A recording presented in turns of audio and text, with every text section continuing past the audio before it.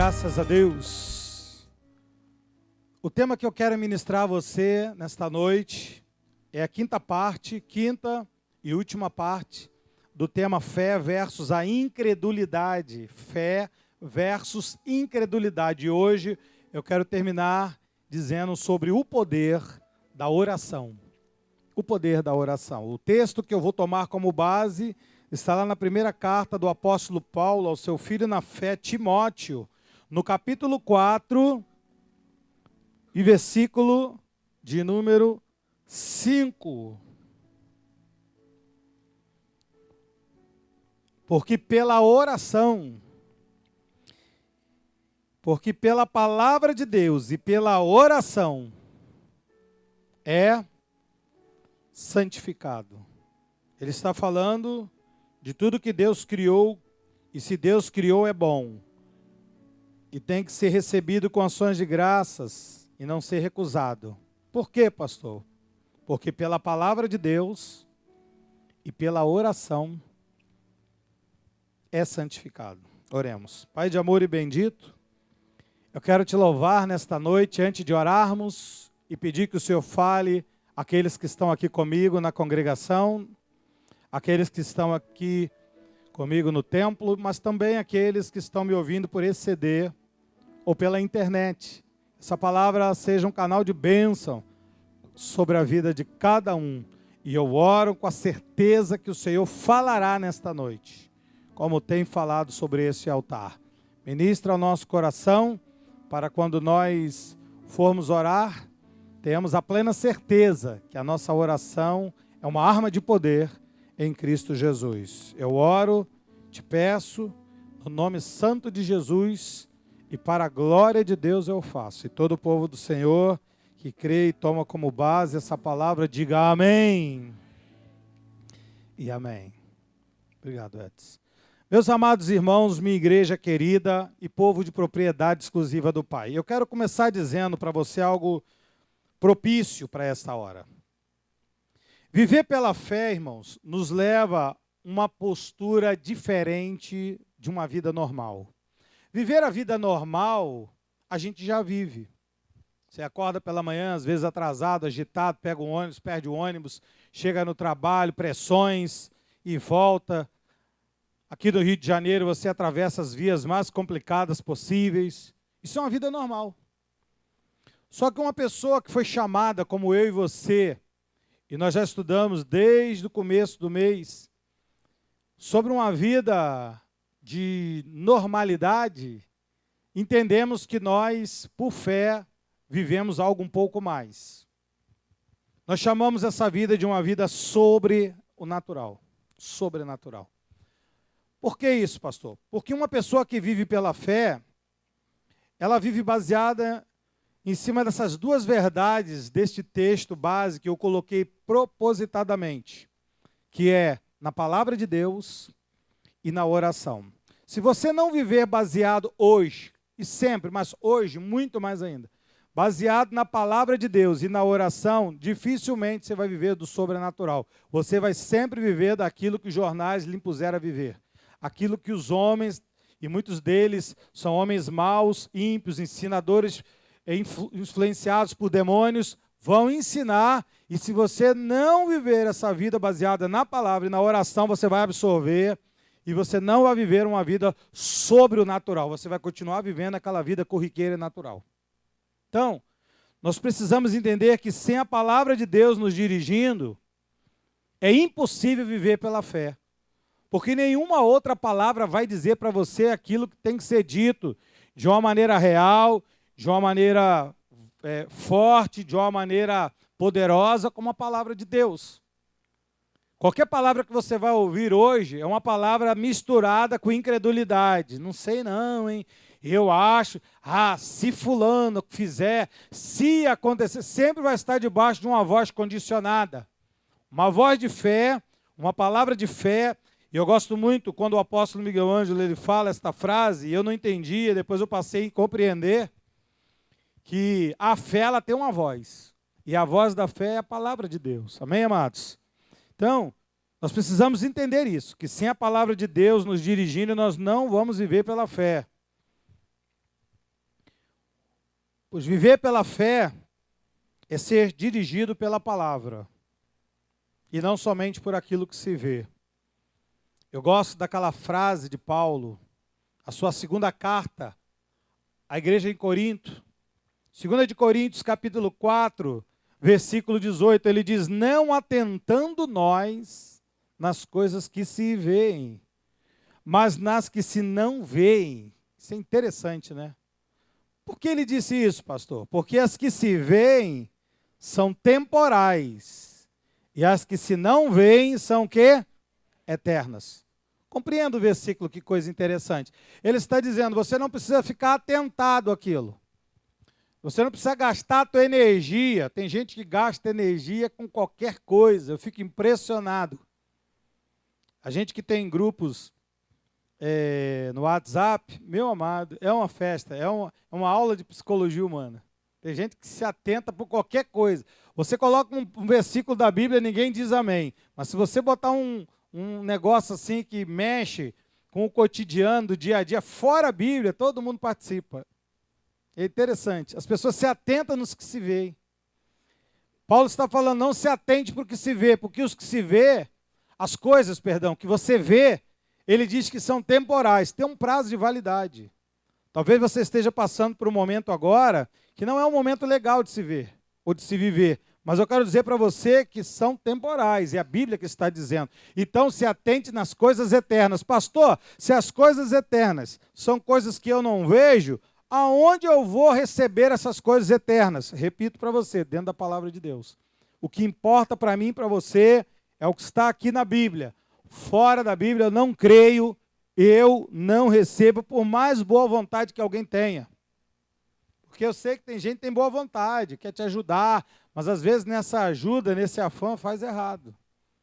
Então hoje eu quero te falar sobre o poder da oração. Nós vamos orar daqui a pouco e eu quero dizer para você que a oração, ela tem um poder.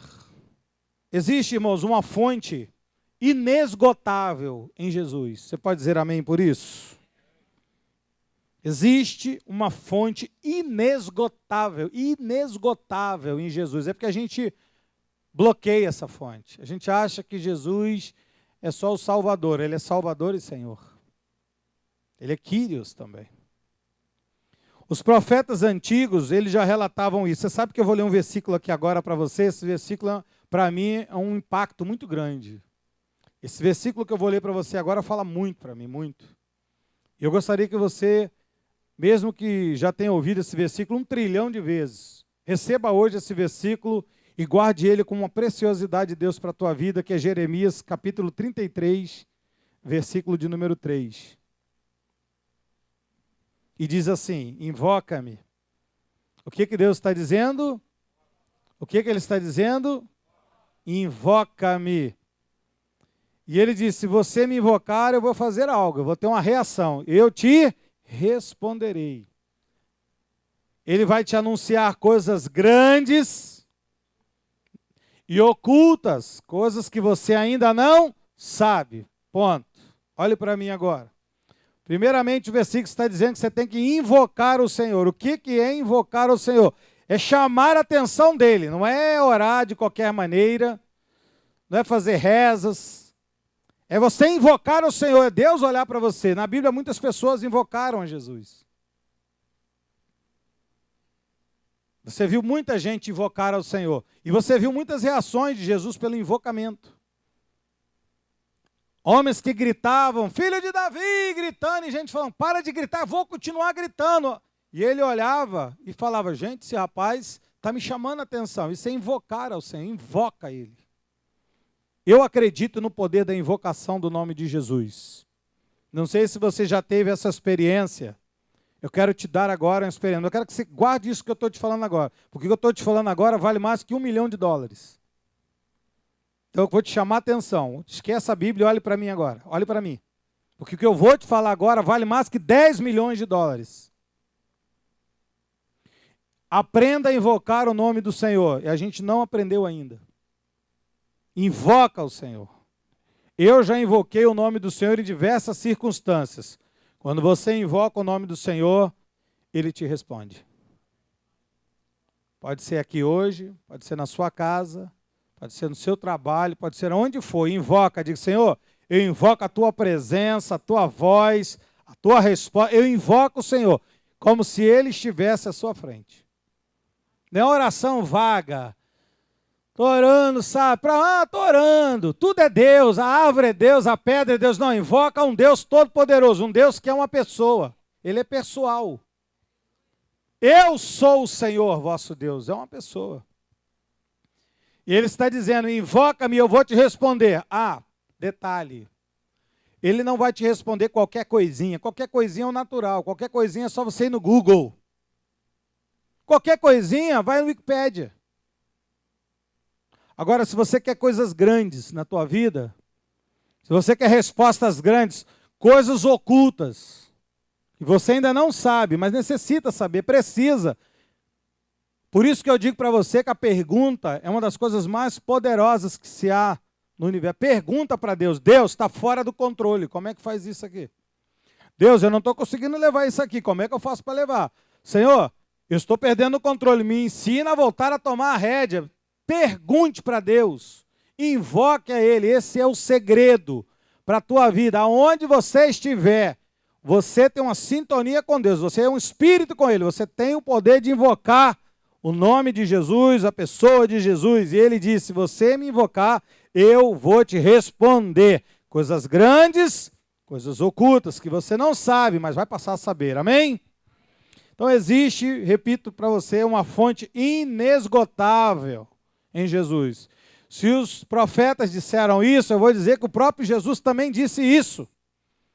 Porque em João, no capítulo 7, o versículo 37 e 38 diz assim, no último dia, o grande dia da festa, levantou-se Jesus e exclamou, :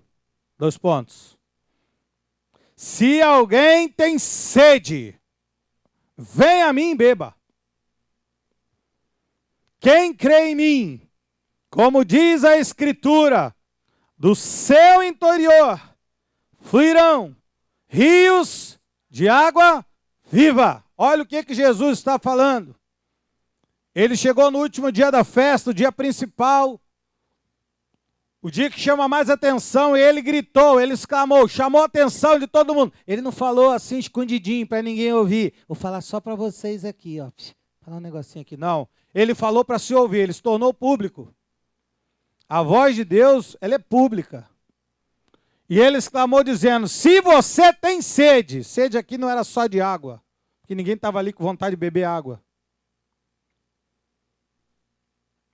Havia umas talhas próximo do templo que era usado para purificação, você lembra? Eles lavavam as mãos, o corpo, aquela coisa toda.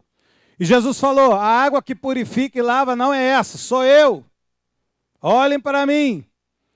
Se você crê em mim, como diz a Escritura, os profetas, eu acabei de dizer agora, olha, invoca-me e responderei a você, coisas ocultas, grandes, que você não sabe. Então ele está invocando a própria Escritura, ele está dizendo, do seu interior, não vem de fora.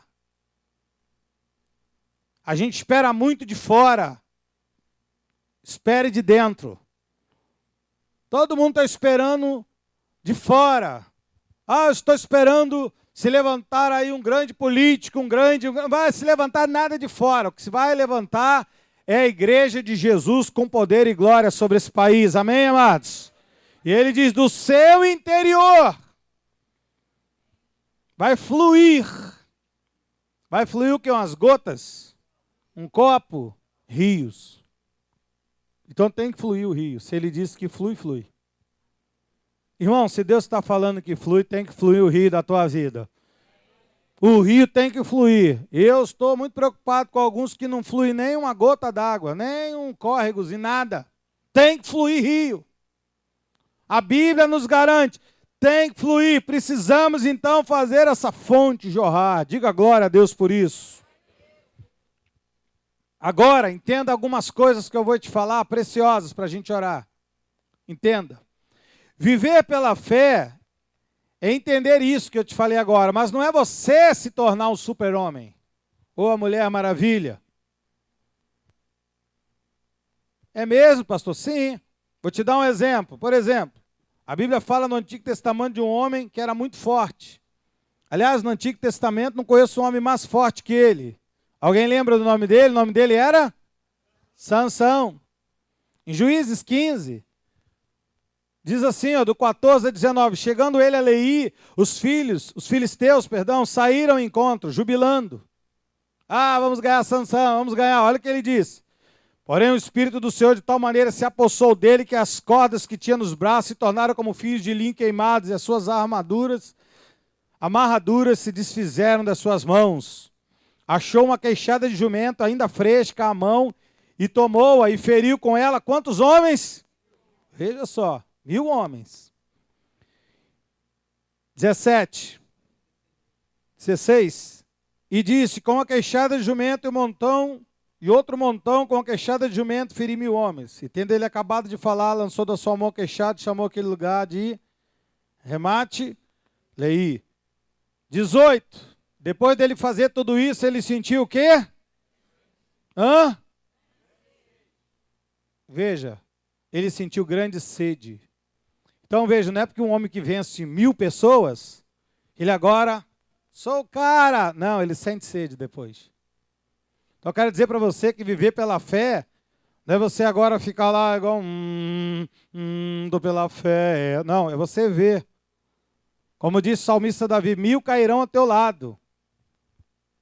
O irmão semana disse para mim, pastor, eu vi tanta catástrofe, Deus falou que ia poupar-nos. Eu falei, aonde que Deus disse que ia poupar de ver?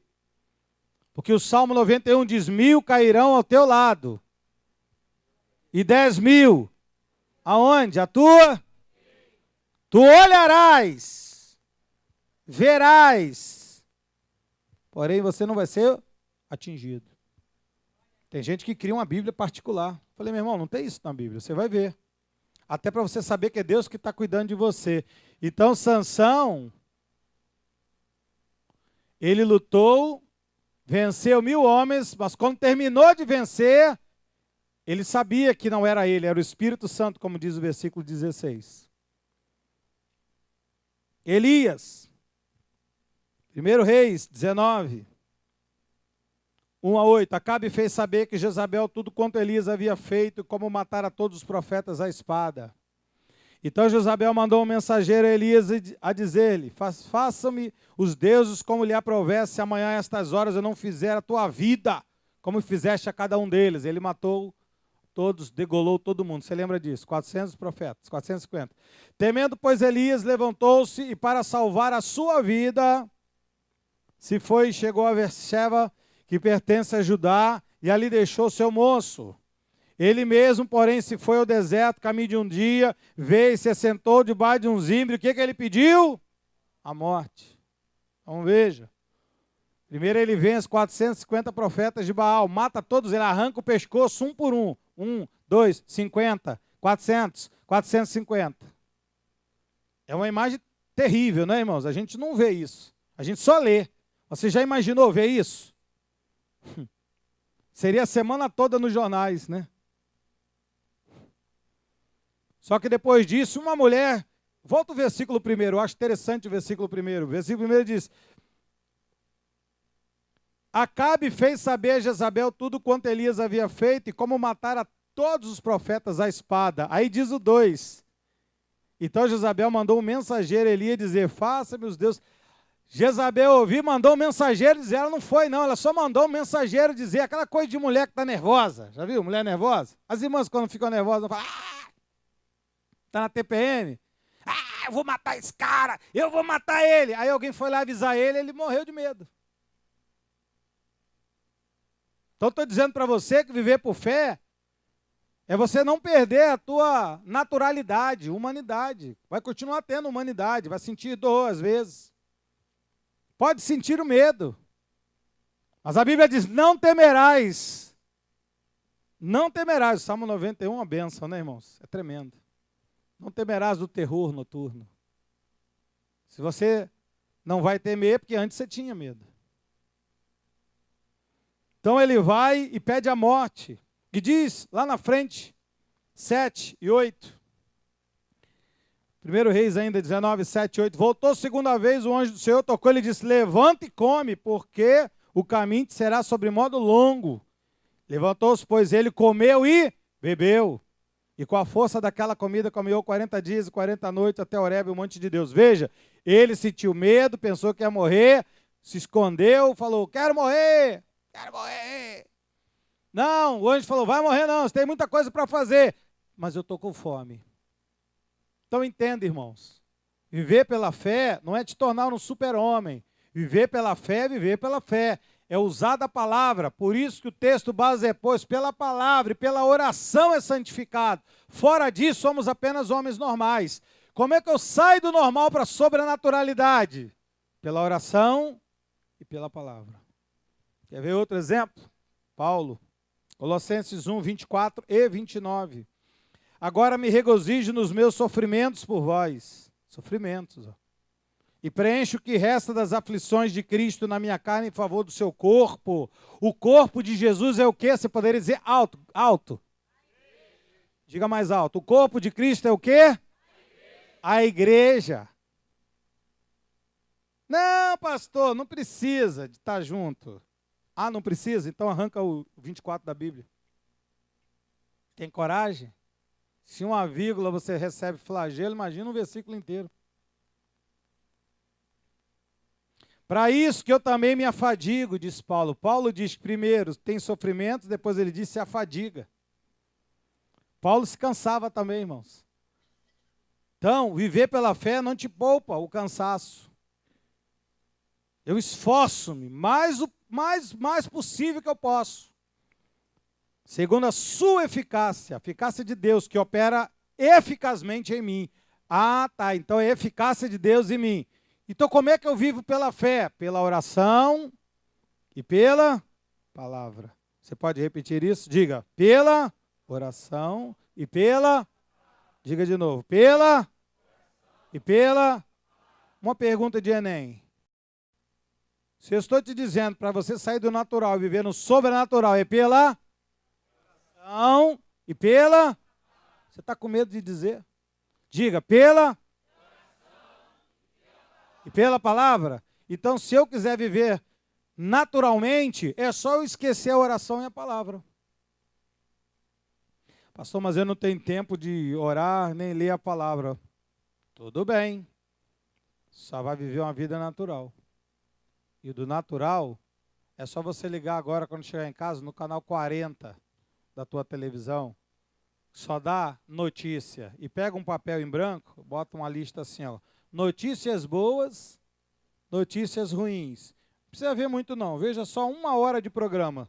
Vai ser uma goleada de notícias ruins sobre as boas. Essa é a vida natural. Então nós precisamos viver dessa fonte inesgotável que é Jesus. E não queremos ser melhor do que Jesus. Não queremos ser melhor do que Jesus. Porque às vezes a gente quer estar mais do que Ele. Não, nós temos que nos submeter a Ele. Não foi isso que ele disse em Filipenses 2, 5 a 8? Tende em vós o mesmo sentimento que houve também em Cristo Jesus, pois ele, subsistindo em forma de Deus, não julgou com usurpação em ser igual a Deus. Antes, a si mesmo se esvaziou, assumindo forma de servo, tornando-se em semelhança de homens, e reconhecido como figura humana. Então, resumindo, o segredo é o ser homem guiado por Deus, ser um homem vivendo o sobrenatural de Deus. Jesus, quando veio à terra, não usurpou de ser a Deus, ele vivia em oração e palavra. A Escritura nunca deixou de estar ao lado dele, sempre ele usava a Escritura, e sempre ele estava orando. Porque Jesus, apesar de ser Deus, ele, diz ali o versículo 6, ele não usurpou em ser a Deus, ele se humilhou. Você sabe que Jesus ele era onisciente, irmãos. Marcos 9 diz isso, Marcos 9, 17. Ó. Um dentre a multidão respondeu, mestre, trouxe-te meu filho possesso de um espírito mudo. Aí diz o 18. E este, onde quer que o apanha, lança por terra, ele espuma, rilha os dentes, vai defiando. Roguei a teu discípulo que ele expelisse esse demônio, eles não puderam. Mas olha só o 21. Perguntou Jesus ao pai do menino. Olha o que Jesus perguntou ao pai do menino. O que Jesus perguntou ao pai do menino? Há quanto tempo isto lhe... Pô, ele não era onisciente? Por que ele perguntou? Era só ele falar assim, eu estou sabendo, desde a infância ele era assim. O próprio Jesus fazia perguntas, irmãos, mesmo sendo onisciente. Então eu estou querendo dizer para você que o nosso dia a dia, ele pode sair da naturalidade para a sobrenaturalidade através do poder da oração e da palavra. Agora, não passamos a ser superdeuses. Não, continuamos a ser homens. Jesus continua sendo homem. O seu filho está assim há quanto tempo? Ele não era onisciente? Ele não era onipresente? Se ele era onipresente, por que João 11:11? Isso dizia, e depois ele acrescentou, gente, o nosso amigo Lázaro morreu, mas vou lá despertá-lo. Ele não podia só orar de onde ele estava? E dizer, eu vou orar daqui, Lázaro, não importa os quilômetros de distância, eu estou orando, é só Deus, levanta, Lázaro. Ele fez isso? Não. Esperou 4 dias para chegar na cidade, mandar tirar a pedra, orar para o Lázaro e fazê-lo levantar. Então, ao momento, você tem que esperar as coisas. Mesmo assim, Jesus deixou de ser o Jesus que a gente conhece? Não. Ele não era onipotente?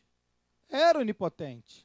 Só que em Atos 10:38, ele diz, como Deus ungiu a Jesus de Nazaré com o Espírito Santo e com poder, o qual andou por toda parte fazendo bem e curando a todos os oprimidos do diabo. Por que ele fazia isso? Porque Deus era com... Veja, porque Deus era com ele. Porque Deus era com ele. Jesus não se aproveitava da ocasião para dizer assim, opa, eu também sou Deus. Espera aí, gente. Abre aí, abre. Estou chegando. Não. Ele fazia tudo isso porque Deus era com ele. O segredo do nosso sucesso é porque Deus é por nós. E se Deus é por nós, como diz ali, quem será contra nós? Amém, queridos? Então, mesmo Jesus sendo onisciente, onipresente, onipotente, mesmo assim, eu encerro dizendo, como é que ele vivia? Ele é onipresente, onipotente, onisciente, mas como é que ele vivia? Orando. Orando. E aqui eu encerro lendo algumas passagens para você. Algumas. Marcos 1:35 diz, tendo se levantado alta madrugada, saiu. Foi para um lugar deserto e ali ele fazia o quê? Orava. Lucas 3:21. E acontecendo que ser todo o povo batizado também foi Jesus. E estando ele a orar, o céu se... Como é que se abre o céu? Como é que se abre o céu? Orando. Lucas 5:15 e 16. Porém que se dizia a seu respeito, cada vez mais se divulgava. E grandes multidões afluíam para ouvir e serem curadas de suas enfermidades. Também ele era Deus, né, pastor? 16. Ele, porém, se retirava para lugares solitários e orava. Estou falando de Jesus, tá? É outra? Lucas 6, agora 12. Naqueles dias retirou-se para um monte a fim de orar. E passou a noite orando. E passou a noite orando a Deus. Outra, Lucas 9, 18. E estando ele orando à parte, achava-se presentes discípulos, a quem perguntou, quem diz as multidões que eu sou? Antes dele fazer uma pergunta séria para os discípulos, que era uma pergunta chave, ele estava em oração. E no 28, cerca de 8 dias depois de proferidas estas palavras, tomando consigo Pedro, Tiago e João, subiu ao monte com um propósito. Qual era o propósito? Orar. Lucas 11. De uma feita estava Jesus orando em certo lugar. Quando terminou, um dos seus discípulos lhe pediu, Senhor também nos ensina a orar. Lucas 22, 40. Chegando ao lugar escolhido, Jesus lhe disse, o que Jesus disse? Para que não entreis em segredo, para não cair na tentação. Oração. Ele, por sua vez, se afastou cerca de um tiro de pedra e de joelhos, ele orava. Então, irmãos, a Bíblia fala que Jesus teve sede, teve fome, e Jesus cantou, que Jesus chorou lá no túmulo de Lázaro, Mas a Bíblia fala inúmeras vezes que Jesus orava, e orava muito. Será que isso é coincidência? Jesus cantava, Jesus sorriu, Jesus olhou, Jesus chorou. Mas a Bíblia fala diversas vezes, eu botei poucos aqui, tem muitos mais versículos que falavam que Jesus orava. Você acha que isso é coincidência? Eu quero terminar com uma frase de impacto para você, mas não minha, não de ninguém mais, a não ser do próprio Deus. Do primeiro livro de Samuel 12, 23. Primeiro livro de Samuel 12, 23 diz: quanto a mim, longe de mim que eu peque. Eu peque contra o Senhor. Como? Deixando de orar por vós. Antes, vou ensinar vocês o caminho bom e direito. Deixar de orar é pecado. Deixar de orar está fora da vontade de Deus. Lamento dizer, há muitos crentes que acordam, passam 24 horas do dia, dormem e não levam uma voz a Deus. Lamento dizer que às vezes a pessoa só ora quando chega domingo aqui na igreja. Vamos orar e faz aquela reza, depois fica a semana toda, sabe lá Deus aonde, só o Facebook que sabe, o Facebook entrega a todo mundo, aí depois volta domingo aqui, faz aquela reza. Está se enganando. Estou dizendo para você que pela oração e pela leitura e a vivência da palavra que nós somos santificados. E mostrei a você agora que há um poder quando você ora a Deus. Oração não é reza, oração é sintonia com Deus. Oração é sintonia com Deus. Uma coisa é você orar. Oh, meu Deus, eu estou orando. Outra coisa é quando Deus te toma em oração. E você não sabe nem o que está orando e está orando por coisas. Você fala, por que Deus está me levando a orar isso? Isso se chama oração. Viver pela fé, então, é viver pelo que Deus diz e não do que se vê. Viver pela fé é acreditar no impossível. Diga amém por isso. É ver o invisível. Diga amém por isso. Viver pela fé é não ser inconstante, mas é ser firme, inabalável. Como eu disse aqui, firmes, inabaláveis e sempre abundante. É ter constância. Isso é viver pela fé. Viver pela fé é produzir obras da fé, como eu preguei semana passada. É ter o fruto do Espírito de Deus. Crente tem que ter fruto do Espírito. Crente tem que ter dons do Espírito. Isso já não se fala mais nas igrejas. Ser crente hoje é ter carteira de membro. Tem gente aqui na igreja que briga comigo. Pastor, eu estou na igreja, não tem uma carteira de membro. Eu falei, mas tem fruto do Espírito e dons do Espírito? Não, eu quero a carteira. Não, mas você tem fruto do Espírito? Não, isso não importa. O que importa é minha foto na carteira e o senhor assinar. Outro dia até o irmão brincou. Com essa assinatura aqui eu como de graça. Eu falei, come não, irmão, tem que pagar.